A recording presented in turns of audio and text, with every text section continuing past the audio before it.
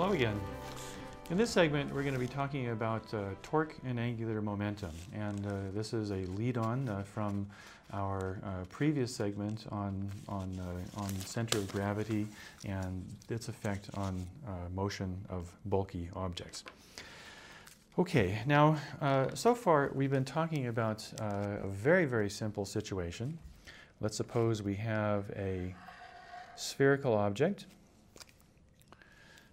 It's not quite a sphere, but it has a center of mass located there. And let's suppose we apply a force to that, F.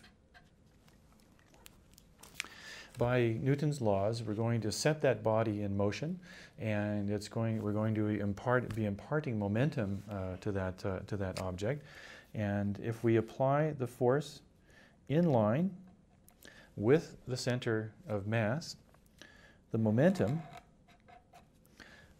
imparted to the object will also be in line with the direction of force. So a short time after we impart the force to it and impart momentum to it, our object will look like this, and the center of mass will be located there.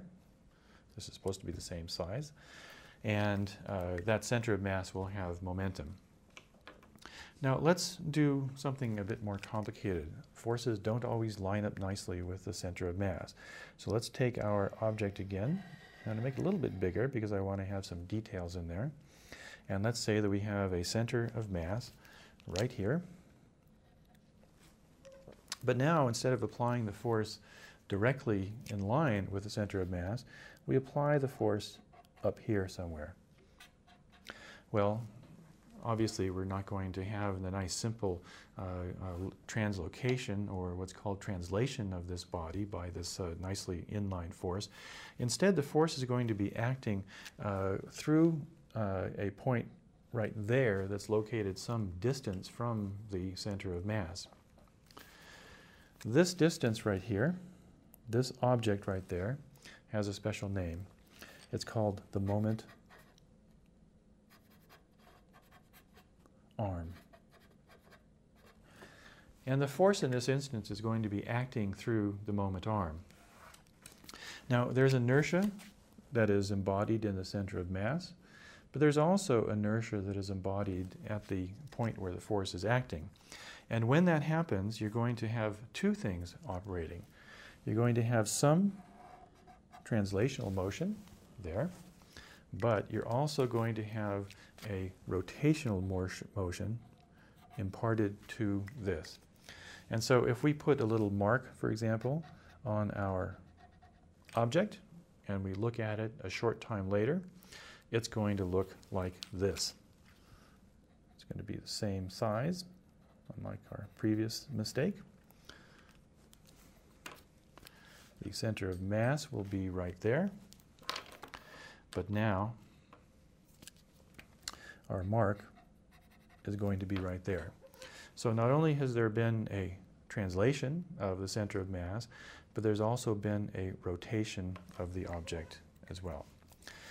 Now, when you have a force that's applied out of line with the center of mass of an object, you've applied a so-called torsional force, and the force you get out is called torque, T-O-R-Q-U-E.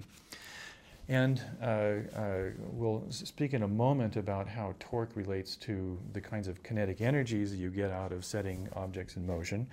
But the main thing we want to talk about right now is that inertia in this instance occurs in two different dimensions.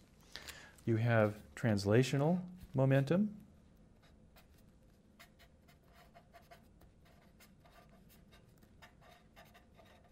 that is the momentum that's imparted to the center of mass, and you have so-called angular momentum,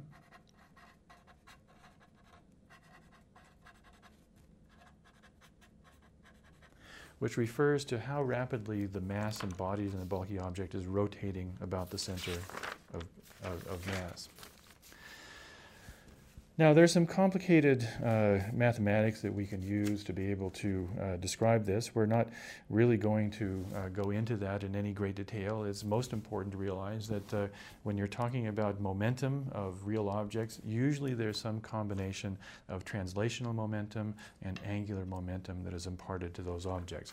And there's some fairly simple intuitive rules that you can apply to this. And again, you just need conservation of momentum to be able to understand what's going on.